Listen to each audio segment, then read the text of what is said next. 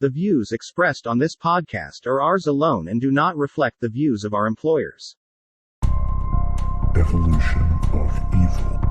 I'd have the sleeping pill mixture already prepared. Person would drink it, fall asleep. That's when they would be strangled. Do you have a boyfriend? No. You never told me your name. Why do you want to know my name? I want to know who I'm looking at.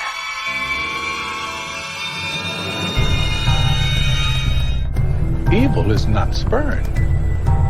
Evil is thought of as a spirit that needs help.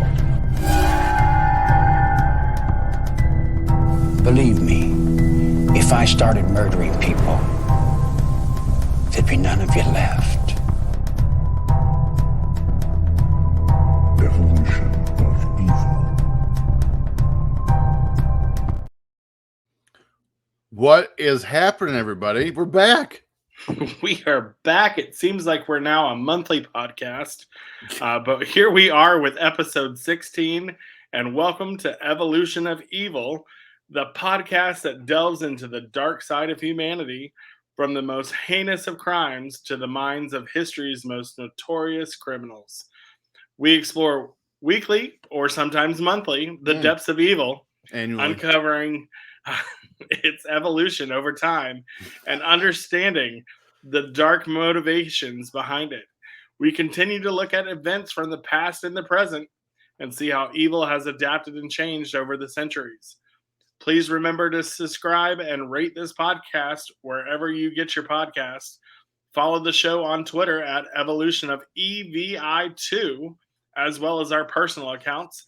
I'm at Justin Yent, and he is at T Stevens 91. I just went on Threads. So you're trying to up us in technology? Is that what you're doing? I mean, I don't know anything about it yet. I just did it. I imported all my information from Instagram. I don't know. I mean, it looks like Twitter. Just like it. Before we get started, I think this reunion, and we go into why we've been gone for so long. I think this is a special occasion and deserves something. Us coming back together and filming a podcast? There's that, but there's also this. Oh. Crack-a-lackin'. So yeah, we've been gone for a month, I believe. And between your travels, my work schedule has been bananas. I've worked 11 days in a row twice in the last month. And, you know, we both of us were in Alabama a few weeks ago for Top Guy weekend, and we're finally settling back down to normal. So here we are. Also, before we get started, I want to mention, you heard her a couple weeks ago on this show. Miss Amy Vaughn's going through a rough time with her family life. So if you have time, send her your thoughts and well wishes. Let her know we're thinking about her. She's having a rough go of it right now, but she would not want us to dwell on it. I'm actually excited to do this topic today. This is such a weird thing to say, but when I have my first conscious memories of television, this guy is one of the first people that come to my mind. We're going to do the murder of Phil Hartman today. So if you've watched Saturday Night Live from 1985 or 1986 to 1994, if you watched News Radio, if you watched The Simpsons, he was on all of those things. And maybe if you're a younger listener, viewer, you don't know who Phil Hartman is or how popular it was or his untimely end, we're going to discuss all of those things. But yeah, I'm excited to talk about Phil Hartman. What about you? Are you familiar with Phil Hartman? You know, I'm older than you, and I won't disclose how much older because, you know, I'm just going to date myself. But if you have nothing better to do this weekend other than obviously listen to our podcast, correct, definitely go back and find the best of Phil Hartman. You know, his comedic timing, his versatility, and ability to bring characters to life really made him respected in Hollywood. I can remember, too, watching Saturday Night Live and watching him just create a character. His Bill Clinton was dead on. And so I remember him specifically for his Clinton impersonations, especially during the Clinton administration. So I'm interested to actually find out what you want to talk about the murder of Phil Hartman. Well, but before we get into that, I'm glad you brought the Bill Clinton impersonation because I did not mention it in the show. I don't think I did anyway. But you didn't cover. You didn't cover. I did not have sexual relations with that woman. No. What's great about that too is that time in SNL history, you had Phil Hartman do Bill Clinton at the same time Dana Carvey was doing George H.W. Bush. Yes. And both of them were spot on. But let's go ahead and start here. As we just mentioned, he is Phil Hartman's mostly known for his work on SNL and as Troy McClure on The Simpsons. And unfortunately, we're going to have to talk about his tragic death in May of 1998. But before we get into the horrific end of his life, let's learn about his beginnings. Hartman was born on September 24th, 1948 in Brantford, Ontario as the fourth of 8 kids. So if he were still alive today, he'd be 75. His parents, Doris Marguerite and Rupert Hartman, Doris was a stay-at-home mom and his dad was a construction materials salesman. The family was practicing Catholic, and as a child, Hartman was said that affection was hard to achieve.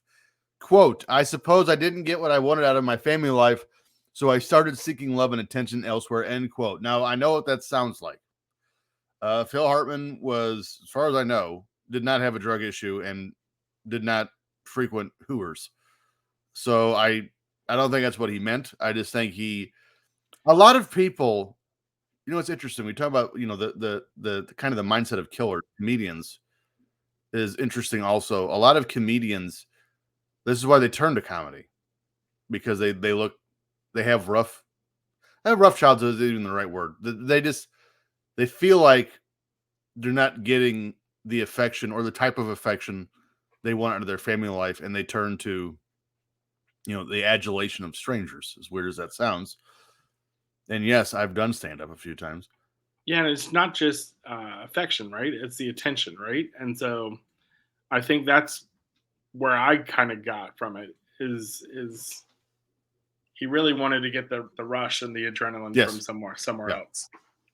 But I should also mention too, though, Hartman was not a stand-up. He was a comedy troupe actor, which we'll get into that here in just a minute. When Phil was 10, the family moved to Lewiston, Maine, then Meridian, Connecticut, before finally settling on the West Coast. It did not specify where. I want to say it was LA-ish, somewhere around there. After high school, Phil studied art at Santa Monica City College, only to drop out in 1969 to become a roadie. Obviously, that didn't work out, so he returned to school, this time at California State University in Northridge to study graphic arts. Hartman then developed his own graphic arts business, creating more than 40 album covers for bands like America and Crosby, Stills, and Nash. Who knew that about Phil Hartman? He's also done a bunch of other ones.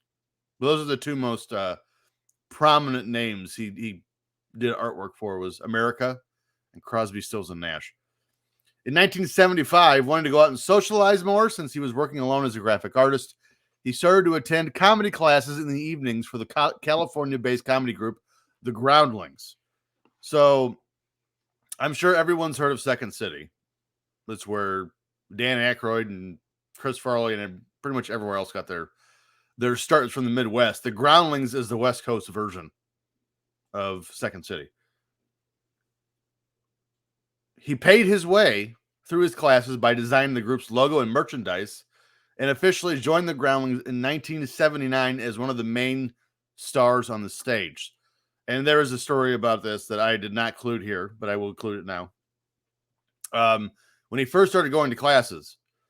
So I've actually looked up doing comedy classes at Second City, and I'm going to guess they're along the same lines because, like, when you first start learning, and getting taught things. You don't just get to be on stage and perform in front of people on a regular basis, right? They still have to make money, and they can't have just anyone up there. So you have to kind of earn your way up to the stage. And I guess one of the first performances Hartman was there for while he was training, in the middle of the show, he just ran up on stage and started acting with the people that were on stage. So, yeah, so he's just a magnet for comic relief, apparently. Actually, I think Chris Farley started relatively similarly to that, also in Second City. During this time, he befriended Paul Reubens. And if you don't know that name, you know this one. He's also better known as Pee Wee Herman. The two actually created Pee Wee together and developed the Pee Wee Herman Show, which was picked up in 1981 by HBO as a live stage show. If you're like, oh, I knew that, and you're listening to this, you're a liar, sir. You did not know that. Phil Hartman played Captain Carl and kept the role when they moved to television for Pee Wee's Playhouse.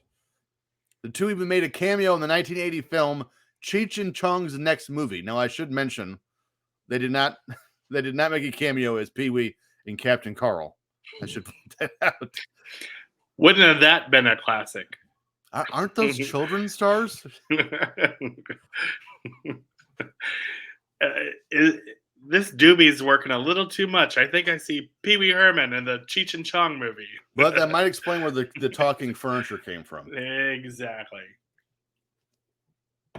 Hartman actually co-wrote the script for Pee Wee's Big Adventure in 1985 and even played a small role as a news reporter on that movie. After some creative differences, Hartman left Reubens and got his big break in 1986, joining the cast of Saturday Night Live. Also, I cannot tell you how funny it is in my head that Paul Reubens and Phil Hartman split. Now, I should say their friendship didn't end. They just agreed to disagree and parted ways over creative differences on Pee Wee Herman. Yeah. I didn't know that was a thing. There's so many ways I can go with that one, and I'm just trying to keep this a G-rated show right now. So, well, Phil Hartman was a family yes, he was more family oriented than Pee Wee. Pee Wee. Yeah. He had some help getting noticed in the forms of current cast members John Lovitz and Lorraine Newman, as well as Penny Marshall, whom Phil Hartman actually worked with in the film Jumpin' Jack Flash. Originally, and by the way, I don't know if in 1986 a better what's the word I want? What are those people you put on an application and they call them references? Thank you. I can't think of a better reference for a job than Penny Marshall in 1986. If you step back and look at it, like John Lovitz, Lorraine Newman, the cast that he joined was huge, and the cast that he continued with in the 90s were huge too. I mean, his mind escapes me from Step Brothers. Will Ferrell. Yes, Will Ferrell, Sherry O'Terry, that whole cast that he continued to work with in the 90s. He literally created good content with each of them. So here was the cast in 1987. Dana Carvey, Nora Dunn, Phil Hartman, Jan Hooks, Victoria Jackson, John Lovitz, Dennis Miller, A. Whitney Brown, and Kevin Nealon. And also, mind you, he was there. So he bridged that gap from the mid-'80s. He was also there for Adam Sandler, David Spade, Chris Farley, that whole crew when they came in. So he was there for both, and worked in both crews.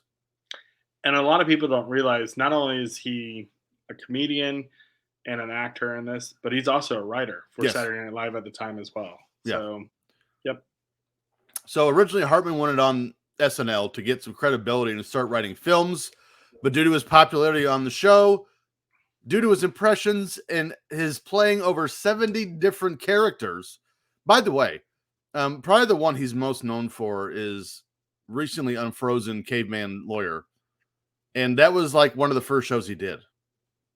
Was that one? Hartman stayed on SNL for 8 seasons.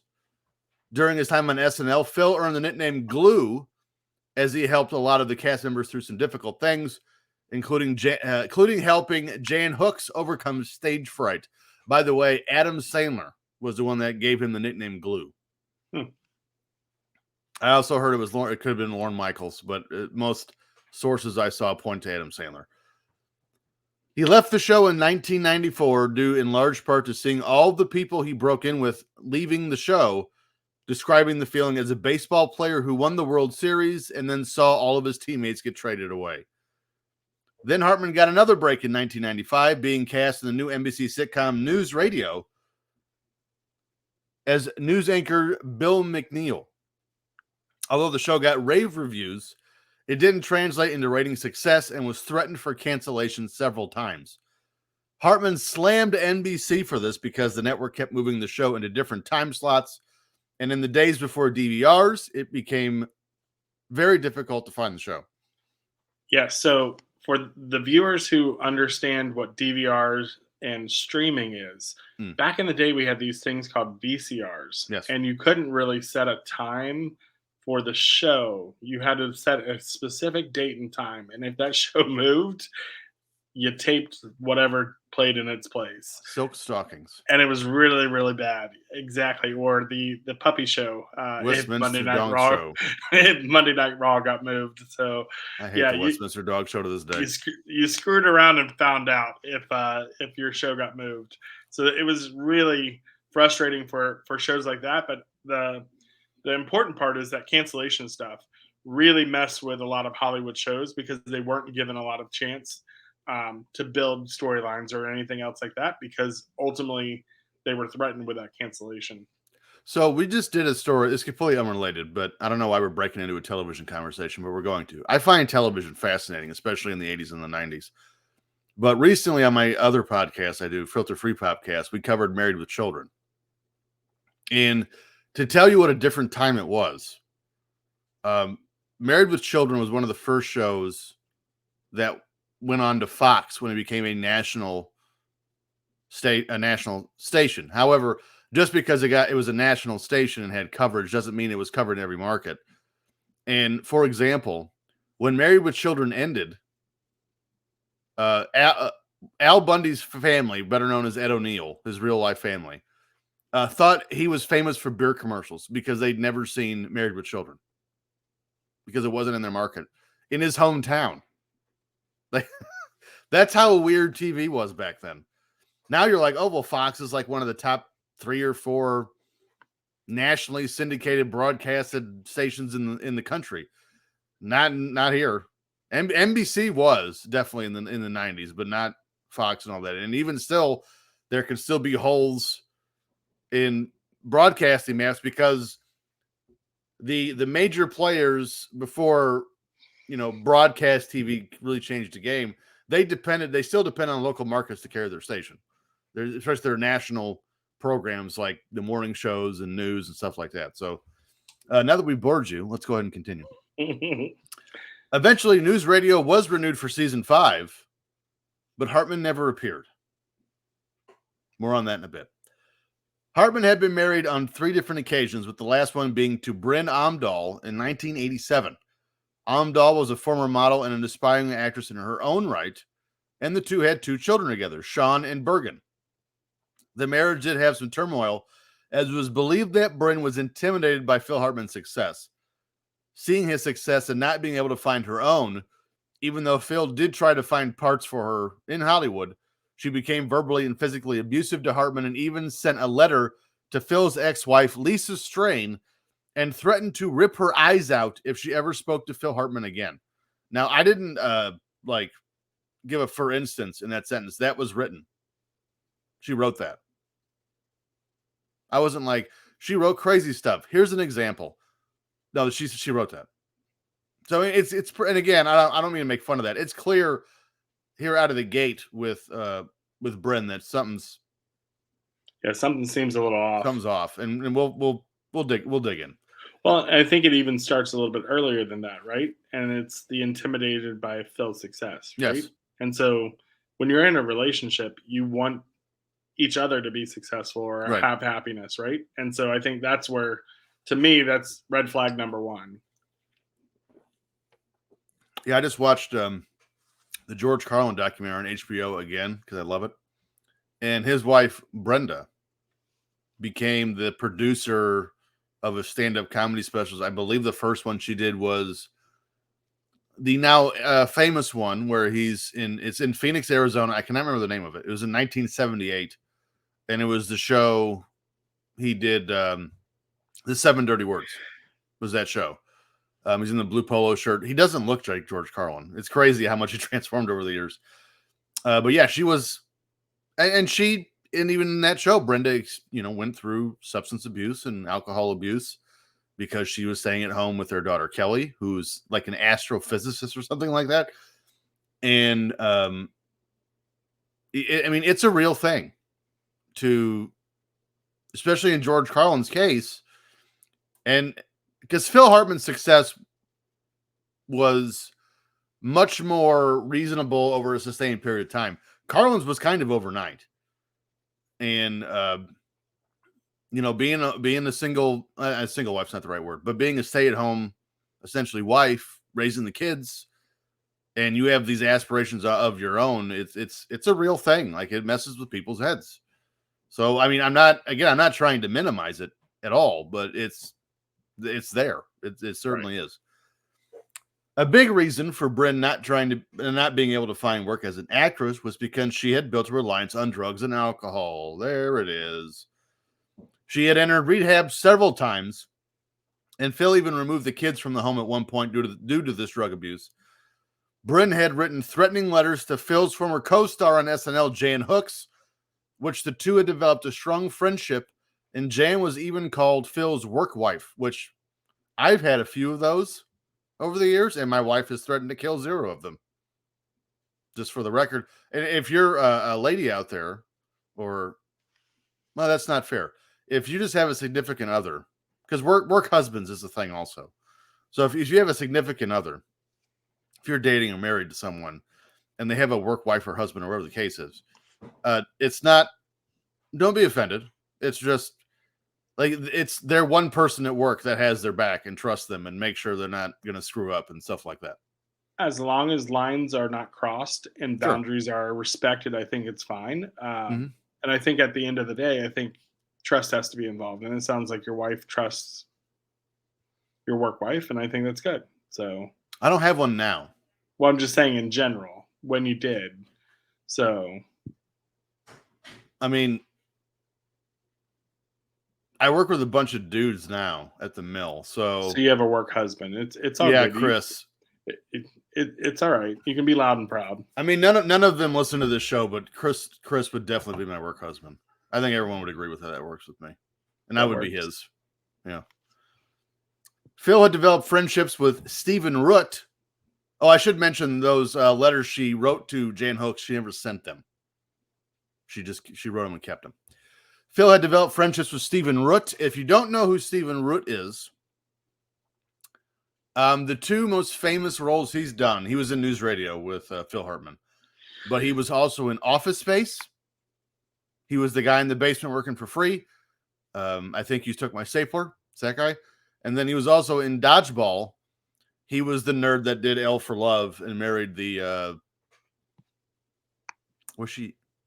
I don't know her nationality, so I'm not going to try to guess, but he, L for Love. He ended up flipping out towards the end and became this amazing dodgeball star using his anger for good. So that's Stephen Root. And then also Joe Rogan, who was on that show, due to their, proximity on News Radio. Rogan had even stated that he encouraged Hartman to leave Bryn on 5 different occasions, but Hartman refused because he didn't want to hurt his kids. We are going to come back to that later. Because and this is not we'll save it for later. Because I have a personal stake in that game. So we'll come back to that later. Then on May 27th, 1998, just after the announcement that News Radio had been renewed for their 5th season, Hartman and Bryn went out to dinner at Buca de Beppo in Encino, California, with Christine Zander, who was a writer and a producer, and stated that everyone was in a good frame of mind at the time. They had a few drinks, had dinner, and they went home. When the Hartmans returned home, they had a heated argument and Phil went to bed. Then at 3 a.m., so whenever I start a sentence with then at 3 a.m., it ain't going to be good. Bryn entered their bedroom and shot Hartman in between the eyes, in the throat, and once in the chest with a .38. Now, I was talking to somebody about this at work the other night, about this exact, how Hartman was killed. Because, again, for those of you who were like, hey, I wonder, after a month off, how prepared were they for this? I wrote this yesterday. Well, I was discussing it with somebody at work, and it's a .38. It's not a .22. So the first shot between the eyes is going to do the job. I mean, he's dead. And then you shoot him in the throat and then the chest. And he said, well, that's got to be a crime of passion. It's got to be a crime of passion. And I said, I said, it's possible. I'm not going to discount it. I said, or she was high as a kite. It was overkill, pretty much. Definitely. And that's what can be misleading about some of these marital murders. I almost said it again.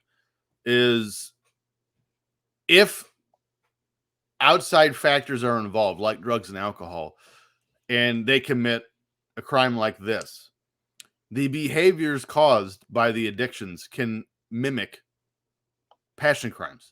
And believe me, what I'm saying here is they're not the same thing. No.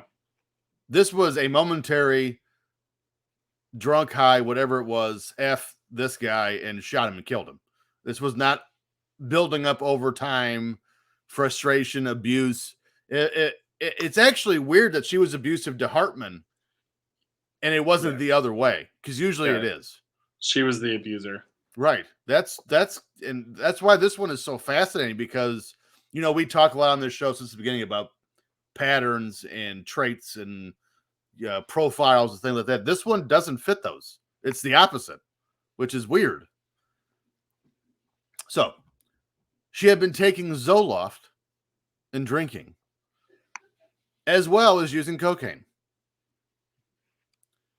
Bryn then drove. Mind you, her kids are still at the house. She drove to mutual friend Ron Douglas's house and confessed to the murder. It is 4:00 in the morning. She just shot her husband, left her kids at home, and then drove to her friend's house, confessed to the murder, and he didn't believe her.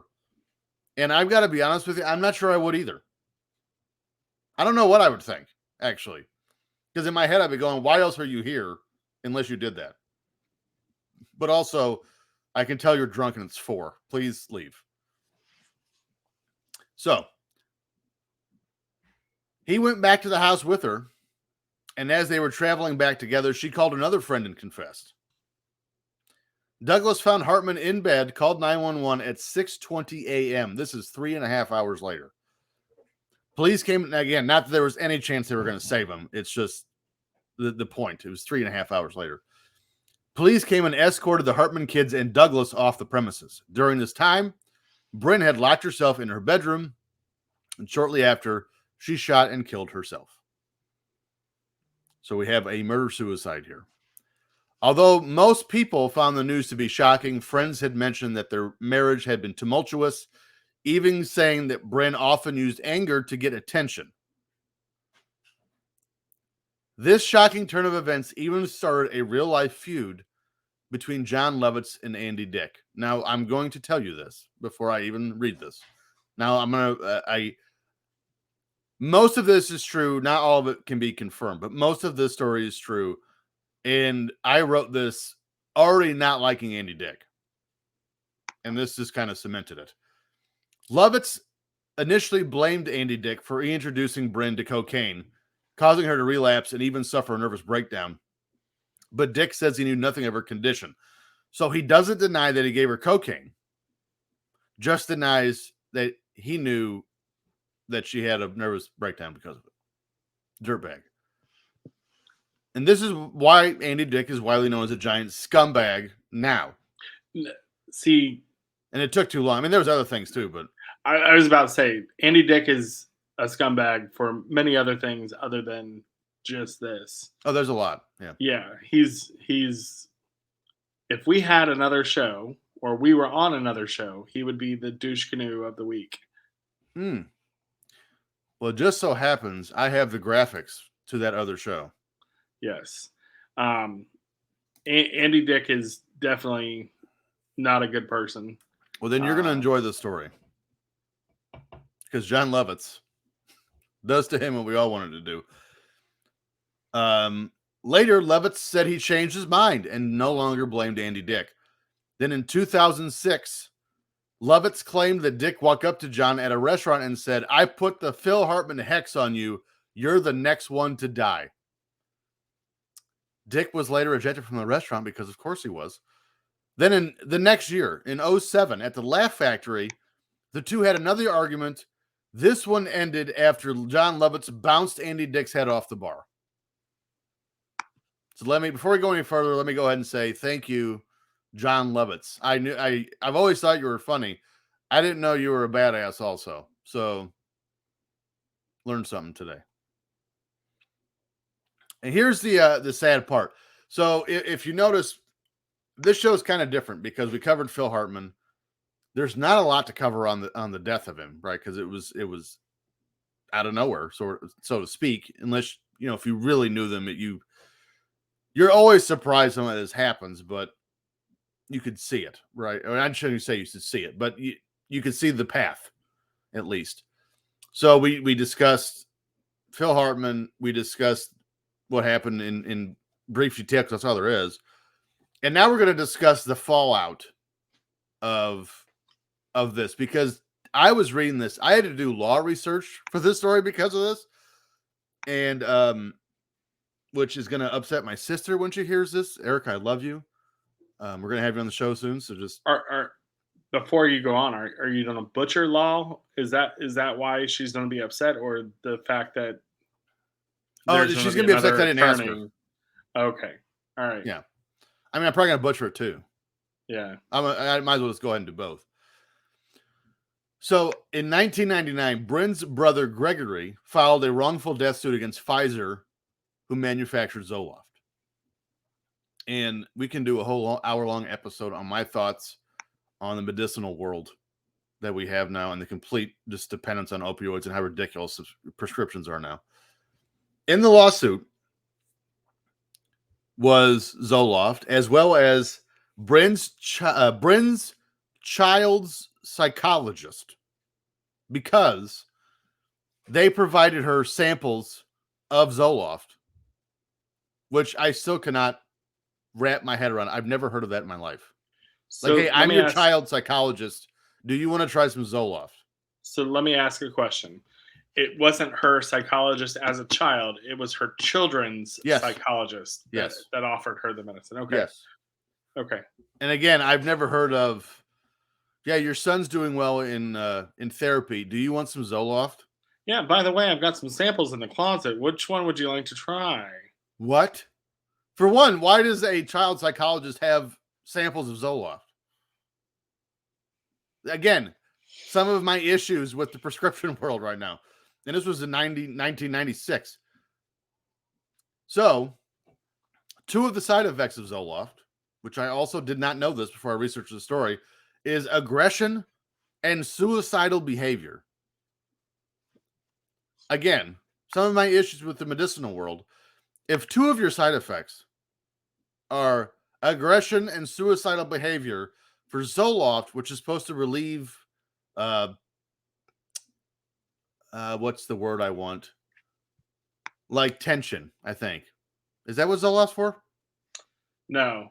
Zoloft is more for like depression, anxiety, and stuff. So like I can actually say, and I'll be vulnerable for a second, I was actually on Zoloft. Okay. It was the first time that I actually had suicidal thoughts. And I actually was smart enough to know that this was the medicine. This was the medicine, and that there was something wrong with this because I've never had those thoughts before. And so literally I stopped taking them. I actually stopped taking everything because ultimately, at the end of the day, no medicine should make you feel those thoughts. Absolutely. So another name for it is sertraline, Mm. and so that's the common medicine name for Zoloft, and that's why I was like, I think I was on that, and it's actually exactly what it was. So um, it is known to cause that type of behavior. So let me look into the camera here. If you work for a medicinal company and you make a drug supposed to be for fighting anxiety and depression, and the side effects, well, actually, if it's meant to fight anything, and the side effects are aggressiveness and suicidal tendencies, take that shit down, bro. How is that on the market? How's that allowed? I don't understand. Everything's got side effects these days, and I think at the end of the day, I agree it's dangerous. I'd but much at the rather same- shit my pants, which seems to be a side effect of a lot of the other ones. I get it. You either have to decide, do you want a runny nose or a runny ass? But with this, I mean, it's truly true. I think, if you're going to give someone, they need to have someone to monitor them. If you're giving them something that is this serious, um, allegedly, right? Yeah. You want to make sure that someone is not having that, and they do have conversations with you on this. Hey, if you notice a change in your behavior, hey, if you notice this thing, stop taking the medicine. However, not everybody is strong to do Right. that, right? Yes. And that's why they're taking the freaking medicine in the first place, right? So I think at the end of the day, there are definitely alternatives to the medicine, but at the same point, um, you definitely want to make sure that you're seeking the proper care for whatever you're dealing with at the time. So I'm going to give some advice. And it's really weird because 5 years ago, I couldn't give you this advice. I can do it now. For the most part, I live in Indiana, so we can't do anything fun here. But if you're suffering from anxiety, depression, things like that, and you want something to help you get over the hump, so to speak, and kind of find a new path in your life, just smoke weed. It's way better. As a guy that used to smoke weed, it's way better. And again, if it was legal in Indiana, I'd probably still be smoking weed. So the cases against Pfizer, who again manufactures Zoloft, stacked up so high, so fast that in 2009, the company settled a combined $2.3 billion settlement with the U.S. government for failing to document the side effects, misbranding, and medical fraud. So those three things I just said, the side effects, the misbranding, and medical fraud, those were the three specific charges in the lawsuit. Was those three things. By the way, I found all of this information on rmfwlaw.com, which again, my sister's going to stab me because I used that and didn't ask her. But she's going to be proud of you for citing, so that's great. Yes, you're Yes. welcome. And also, I guess I should, because I've mentioned her like 4 times now, and my mom. My mom has a master's degree in psychology. Actually, she has like 9. And then my sister is an attorney in real life in North Carolina, and they're going to be on the show soon. Which, by the way, Mom and Erica, pick a topic that you want us to cover, and we'll do it. We'll give us a topic. We'll handle right in the show. You ladies just come on and talk to us about it. This specific case, so this is Bryn's brother suing Pfizer, was settled out of court in a private agreement. Luckily, the kids were raised by Bryn's sister, Catherine. Hartman's estate had earned $1.23 million by this time. And each year, the 2 kids get an undisclosed amount of funds after they turn 25, a certain amount per year. So this was 1996. I believe they were already teenagers, or at least one of them was. So I hope they still have money, because that'd be really unfortunate if they didn't.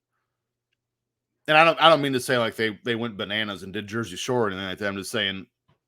So I mean, $1.23 million doesn't get you very far in 2023. No, but it depends on how they invested it. That's what I mean. So Yes. I mean, I'm sure they had people that were looking out for them at the time. So It's also incredibly smart that they disclosed in the agreement you can't receive the funds until after you're 25. yeah. So Sean was born in 1989, and Bergen, which is Phil's daughter, was born in 1992. So they're 33 and 29. So they're both over 25 at this time. Okay. Yep. This is the one part I don't understand at all. And if you're listening to this show and you know why this is, I'm not trying to bash this. I just don't get it. Both Phil and Bryn were cremated together, scattered together at the Santa Catalina Island, and they share a headstone in Minnesota. Now, people can tell me, and again, I'm at T Stevens 91. I'm willing to have this conversation because I'm genuinely curious. I don't get it. You can tell me that these two still deserve to be together, even though their lives ended so tragically. But I guarantee you, if this story was me and my wife, there's no way in hell my family would allow that, or vice versa. I think, and going to be open again, right? I come from the funeral business, right? So my family, I've grown up in the funeral business. Mm-hmm. The only thing I can think about is, right, they were thinking of the kids and the perception of the kids being able to visit the same graves and trying to keep as peaceful of a story, right? And those kids are going to get older and they're going to find out eventually what happened, right? But ultimately, to keep the perception for those kids of their parents passing away as peaceful as possible until their childhood gets as rocked as possible, finding out the truth. That's the only thing I can think of, right? Is trying to have the perception of, hey, mom and dad passed away. Here it is. We go visit their graveside. And then when they're kids or they're adults, they find out the truth, right? That's the only plausible situation I can think of why they would bury them together. Yeah, I don't. Well, they weren't buried together because they were cremated, but they share a headstone. That's what I'm saying. Yeah, like cremated and. I just well, for one, I know my mom and my sister who are going to be on the show eventually. There's no way. There's no way if that was me, they would allow that. There's no chance. And they would tell my kids when they got old enough, this is why we did that. We didn't want, your dad to have to be around your mom for eternity. This is, and anyway. So the entertainment world seemingly stopped still at the news of Hartman's death. Don Ohlmeyer, an NBC executive, said of Hartman, quote, "He was blessed with a tremendous gift for creating characters that made people laugh. Everyone who had the pleasure of working with Phil knows that he was a man of tremendous warmth, a true professional, and a loyal friend," end quote. In 2007, Entertainment Weekly listed Hartman as the 87th greatest television icon of all time, which doesn't sound that impressive, but if you realize how many characters have been on TV and he was in the top 100, that's bananas. And Maxim listed him as the greatest SNL performer ever in the same year, 2007. Now, we kind of started the discussion with this at the beginning of the show. I love me some Phil Hartman on SNL. Is he the best SNL actor ever? No. Is he top 5? Probably. And you're gonna ask, well, who do you say number 1? I don't know. But when I think SNL, and again, I'm a dork, and I get that. But when I think SNL, I think Dan Aykroyd, I think Chris Farley, I think Will Ferrell, Bill Hader. I think there's Phil Hartman's up there for sure. I don't know if he's number 1. There's eras and there's characters, right? Eddie Murphy's got to be on there. Oh God, yeah. The News for the Hard of Hearing with Eddie Murphy. I mean, that's one of the things I can instantly think about when I think about Eddie Murphy on Saturday Night Live. James Brown getting in the hot tub. Yeah, you think of like actors. Mr. Robinson's Neighborhood. Adam Sandler. You think of Goat Boy, or not Goat Boy. Dana Carvey. Jim Brewer. Yeah, but hold on. Adam Sandler had Opera Man, right? Opera Man. Yeah. So I mean, these are classic characters, and then you kind of go, okay, Phil Hartman. Like I said, Bill Clinton. Bill Yes. Clinton was number one. He played what was the one shoot? It was the game show host that he played. That was just absolutely hysterical every time Bill he Hartman? played it. Yeah. I know he hold on, did I'll- Ed McMahon constantly. Yes, it was Ed McMahon. You Okay. are correct, sir. You are correct, sir. Yeah. King of late nights. But every time you do Bill Clinton, I feel your pain. You know, all of his little way he was able to like completely imitate Bill Clinton down to even the saxophone was perfect. Yes. So I actually I love that you brought this, bringing back so many memories now. I remember, again, the recently thought out Caveman Lawyer is one of my favorite actors ever on that show, or favorite characters ever on that show. Again, we got to see Clinton and Dana Carvey doing George H.W. Bush. And actually, another funny thing I left out of this, and I don't know, I need to stop doing this. I just bring it up anyway. So, he actually met Bill Clinton, I think in 1995, and was nervous because of his imitation of him. right. And Dana Carvey said he went through the same thing when he was doing Bush. And so Bill Clinton hands him an autographed picture. And on the picture, it says, "You're not the president, but you play one on TV." Okay. Sometimes. Bill Clinton. I will say, like, most of the ones that imitate presidents, the presidents actually absolutely love the imitation. George W. and Will Ferrell, I think, became friends because of Will Ferrell. Oh yeah. Rendition of George W. There's a great Conan O'Brien scene I saw with Will Ferrell. They were talking about him doing W, and he said, like, have you got any any static or any negative feedback about doing Bush? He goes, Ferrell goes, yeah. He goes, one of the female fans in the SNL crowd one night told me that I can't be George Bush because my face is too fat. Like, all right, people, let's just calm down a little bit. But no doubt, Hartman. So we just had the debate of whether or not Hartman is. Again, I think he's top 5. I don't think he's number 1. But to me, Hartman was the bridge between arguably the worst era of SNL, the mid 80s, because they almost died. I've heard several people, television executives and people on the show say, had it not been for Eddie Murphy, the show would have been canceled in 83. Oh yeah. Eddie Murphy kept it alive by himself. Which why, to me, just for that one example, Eddie Murphy's probably number 1. Because without him, there is no... Phil Hartman never gets on the show. A lot of people don't get on the show. Correct.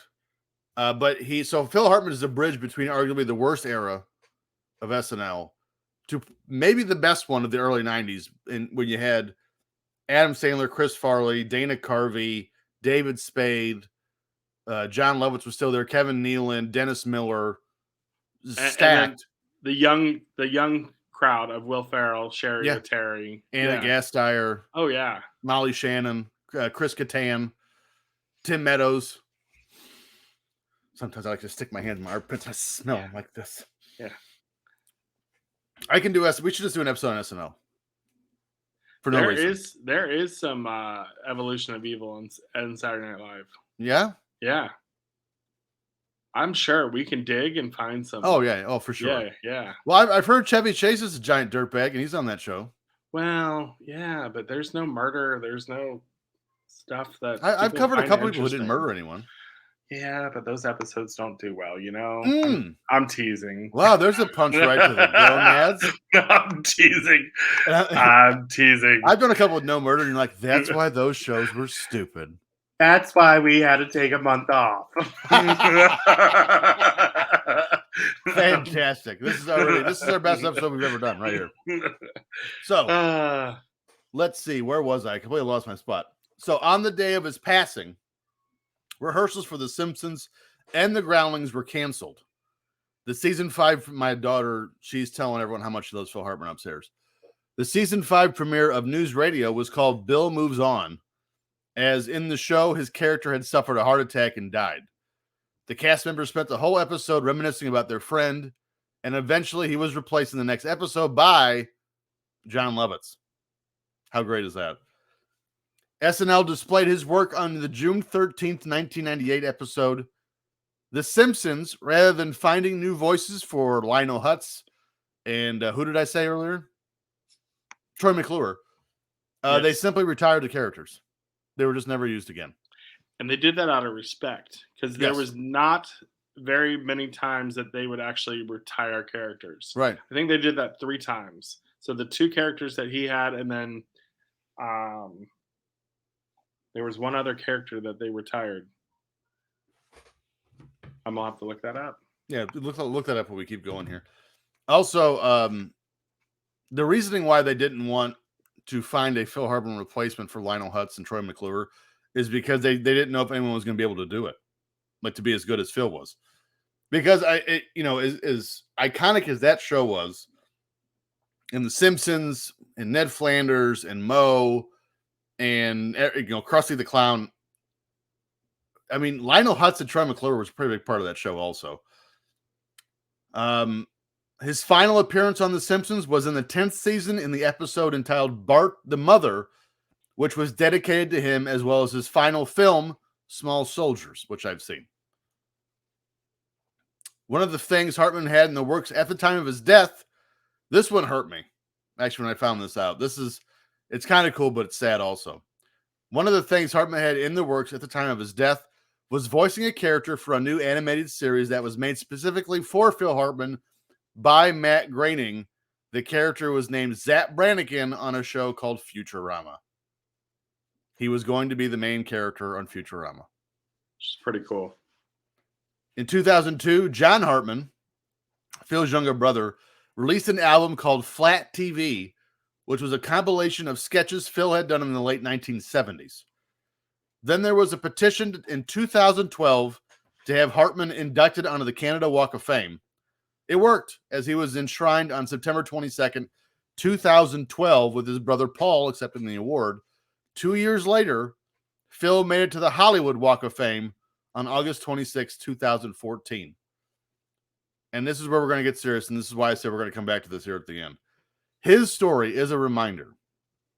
If you think that a family friend or a family member is having home issues, or you think they've developed an addiction to drugs and alcohol, you should absolutely intervene. You may be the catalyst that prevents this story from happening. And here's the thing. Earlier, we mentioned that Phil didn't want to leave Bryn because he didn't want to hurt the kids. By the way, folks, all the rest of the show right from here on out is freestyled because we didn't write this. So he didn't want to hurt the kids, so he didn't leave his wife. I'm going to tell you from experience, and I know plenty of people like me too. My parents got divorced in 1994 when I was 9. My sister was 14. We're fine. Did it suck at the time? Yes. It was terrible. You don't understand why. You're too young to understand why. It hurts. You don't get it. But you know what? As long as the parent, at least one of the parents, is willing to, roll their sleeves up and continue doing the parenting and raise the kids as best they can and explain to them why this happened, and it works out. Like, it's fine. I have some personality issues now? Because probably, but I mean, they're not major enough that they're overcoming my life. I still do fine. I have a wonderful job. I have a wonderful wife. I have beautiful kids. I have a pretty good life because my parents were honest with us. My sister's an attorney. She's got a beautiful family as well. She lives in North Kakalaki. I mean, we did okay. Just be honest. My parents got divorced because my dad was a drunk. And I don't even say that as to be dismissive of my dad. My dad and I have never been closer than we are today. Actually, as we're recording this on Friday, July 7th, yesterday was 1 year of him being sober at 64 Awesome. years old.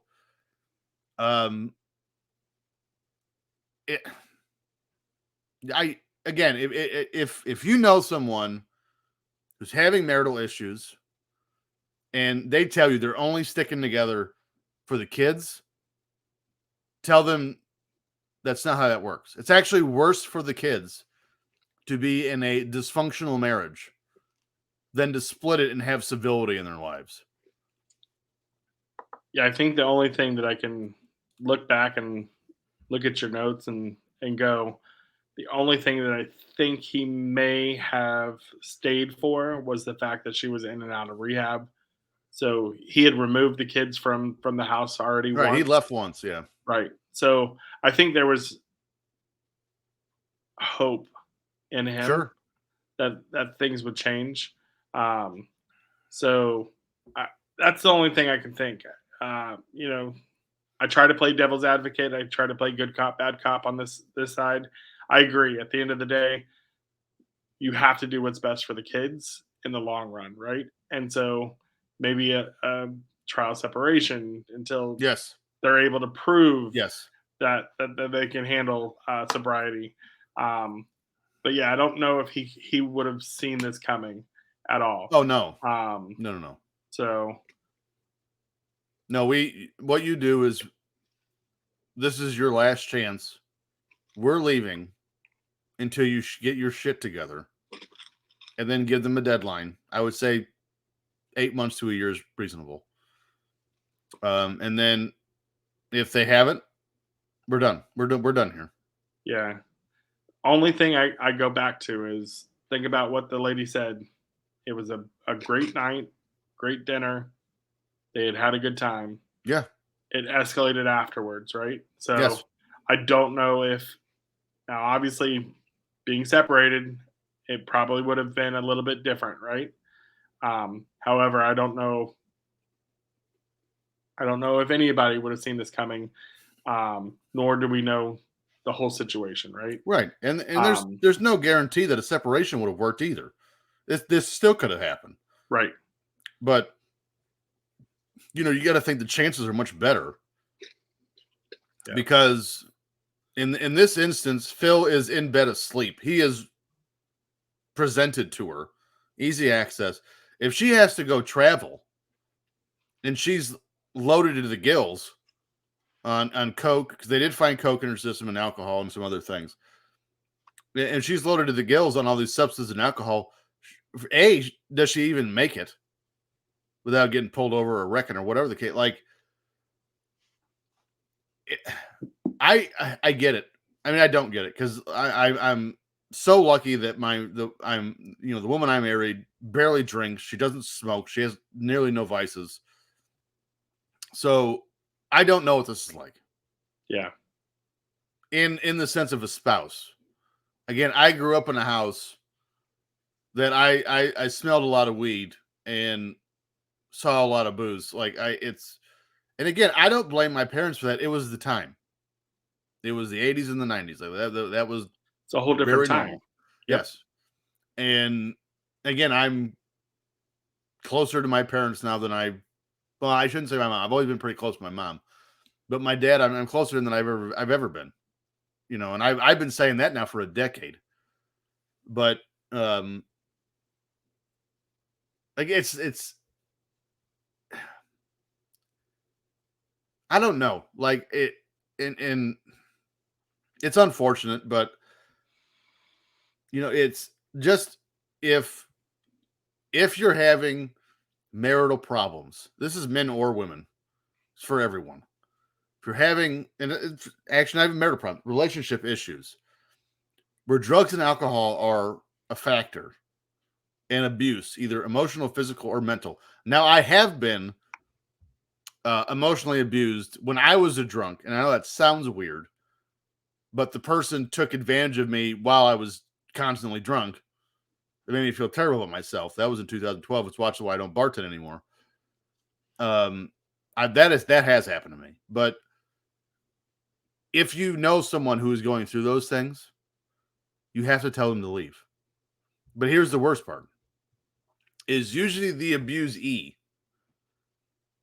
like in this instance, doesn't want to leave because for two reasons. A, they think they can fix it, and B, they think it's their fault.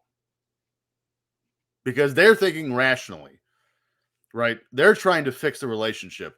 The abuser is strictly using the person as a crutch, and they don't want to be alone. They're two very different things. Actually wanting to fix the relationship, make it work, and just not wanting to be alone. Two different things. Because you don't want to be alone because you want someone to control. And if you are looking out from the outside in and you are seeing that, tell them to leave now. And if they say, I don't want to, tell them I'm going to be here in a U-Haul tomorrow. So I would get some boxes. If I were you, I will duct tape your ass and throw you in there if I have to. And that is the murder of Phil Hartman. Well, with some personal stories involved. I like this was a good episode. I'm proud of this one. I'm going to end it on a lighter note because I'm not a fan of Andy Dick, and I was not quick enough to rattle this off when you were talking about him. Oh. But Andy Dick is to comedy as a tone-deaf singer is to opera. They both fall flat. Nice. So at the end of the day, this is the evolution of evil. We are hoping to come to you a little bit more regularly than once a month. We are hoping to have the First Lady of Evolution of Evil back for her story. Well, again, my mom and my sister are coming. That's a thing. They will be here soon. So yes, and we are hoping for more guests to come on and change up the tone of the Evolution of Evil. So, and again, Erica, Mom, yes. I know you're listening to this. Pick a topic, get together. Y'all live in North Carolina. Get together, pick a topic. We'll do it. You know what's funny too? I did a couple of weeks ago. I did a hometown on. No, I didn't. I wanted to. I said I was going to do one on the show. I said I was going to do a story of a little girl that was killed in my hometown in like 1993. Her name was Raina Risen. Yep. And I asked my sister if that was what she wanted to do. She said no. Just absolutely, just no. I'm not doing that one. Because they were friends, right? Yeah, I understand it's hard. But Erica was like, by the way, here are these other murders in your hometown. I'm like, how did I not know about them? There was a serial killer in LaPorte, not named Belle Gunnis. What's going on here? How did I not know these things? And you talk trash about Tampa, and you find out there's more in your own backyard. Well, I mean, Tampa's just got more because y'all got more people. Well, exactly. So we'll bury you in a cornfield. No one will find you. Well, yeah. Eventually. Come on, pig. Well, I did want to shout out one of our new listeners, Eric from Michigan. Yes. We met him at Top Guy Weekend. Yes, Michigan. Where in Michigan? I think he's close to Lansing. I can throw a rock and have it land in Michigan right now. Yeah, supposedly. Not really, it's close. Supposedly he's out where he can see Canada from his backyard. I said at least he can't see that Alaska from his backyard. So we're in a good spot. So ultimately, we appreciate you tuning in for this 16th episode of Evolution of Evil. Hey, we can't leave like this. What are you doing next? I don't know. What? I was prepared for Amy to actually come in and do hers, Sins of the Mother. And that's right. That's going to be so good. I actually watched that this past weekend, and I don't think I've ever hated a human being more than this low-life piece of trash. Do you hate her more or Chad Daybell? Both. Because I hate Chad Daybell more. Yeah. And because Lori Vallow is clearly, we're just going to head to do next week's show right now. Lori Vallow. Amy will hurt you. And she already said, I can be your worst nightmare or your best friend. You decide. Yeah, we're going to talk about that. We got to talk about that in a minute too. So, I think we wait until she comes on the show because not anybody's going to understand that until we get her to actually do it. Oh, you meant the promo part. Yes. Okay. So, the reason why I hate Chad Daybell more than Lori Vallow. I think we should save it for the show. Okay, fine. I think that's the teaser for the episode of Sins of your mother or sins of the mother or the trash that we are going to talk about. The gutter trash. Yes. Allegedly. And I think the son went to Purdue. The son was great in the episode. Oh, he was phenomenal. We will talk more about that once we get to the episode. But he's got much more emotional strength than I do. Yeah. I will just say, ultimately, at the end of the day, we appreciate everybody tuning in. We are still getting our legs on this each week, each month that passes. And, I am trying not to travel as much, but literally am enjoying life. So also today, and we say that we're trying not to travel as much. We literally started looking into suites for Survivor Series today. So literally have started looking at suites for September, November. Yeah. So, I say if we do Survivor Series, we're out for All Out. No. Oh, I agree. Yeah. I agree. So, TJ, take us away.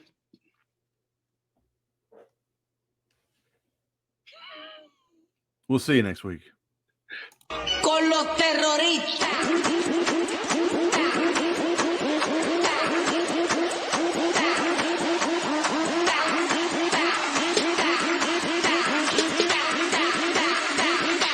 And do the Harlem Shake.